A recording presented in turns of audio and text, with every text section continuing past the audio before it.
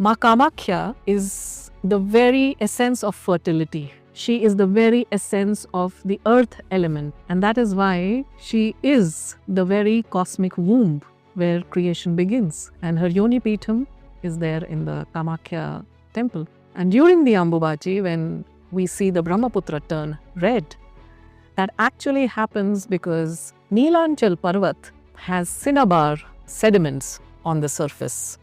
Cinnabar contains sulfur, and sulfur in our scriptures is called the Bij of Shakti. Just like Parad or mercury is considered as Shiva's Virya or Shiva's sperm, sulfur is considered Shakti's Bij, and cinnabar contains sulfur. So when the first shower of monsoons come, the cinnabar which is there on the surface, which keeps coming to the surface with every erosion, every year, that is an exact quantity which flows out during the monsoon with the rains and enters into the river, making it red. And it is a cosmic and divine providence that it only happens for 3 days, because that's the exact quantity in which the erosion takes place every year.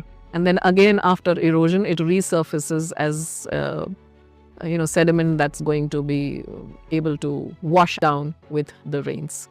And this very beautifully coincides with the time of Ambubachi, when Divine Mother, in the form of the Yoni seated in the Kamakhya temple, is considered to be menstruating.